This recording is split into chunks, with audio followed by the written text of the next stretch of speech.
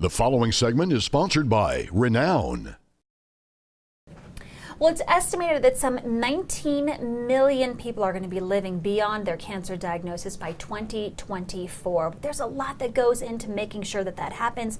We have got Dr. DrGalanopoulos here, Vice President and Chief Clinical Officer at Renown Institute for Cancer. So these are amazing numbers, great numbers when you think about people who are living beyond the cancer diagnosis, and there's something called multidisciplinary care that helps them get there. What is that? So in the old days, when you had a diagnosis of cancer, you would end up going to a doctor. You might see a surgeon, you might see a medical oncologist, your primary care. The challenge was no one was talking to them, to each other. Over time, in some of the best centers, MD Anderson, Sloan Kettering, developed the method of having everybody part of the team. Yeah. So when we talk about different cancers, there's different members of the team.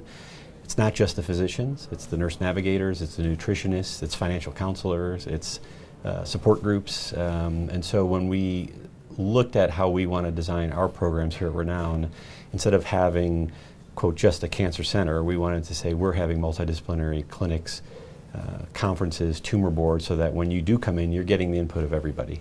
And that leads to the Comprehensive Cancer Center. What is that all about? That is correct. So throughout the United States, you'll see different communities will have different sized cancer centers. Yeah. Someone may call themselves a breast center, and it may just be a radiologist. They may say, I have a GI center, and it's just a gastroenterologist. But what we're talking about comprehensive is where we have everybody together.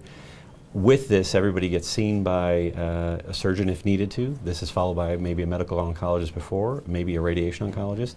We do plug them into our nurse navigation system, and here at Renown we have 8 nurse navigators covering different types of diseases, so they're focused in helping patients walk through the process.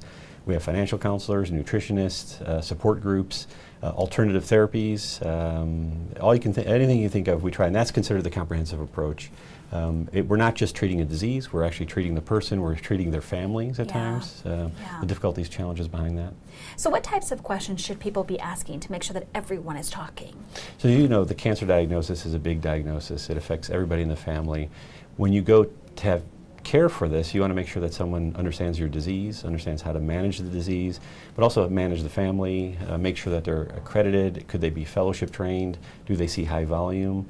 The last thing you want to do is go to a low volume hospital and a low volume physician, because as with anything in the world, experience shows better outcomes, and that's been proven many times over in medicine and cancer care. All right, a lot of good information. If you'd like more, you can always go to bestmedicinenews.org. Thank you so much for being with us. Thank you.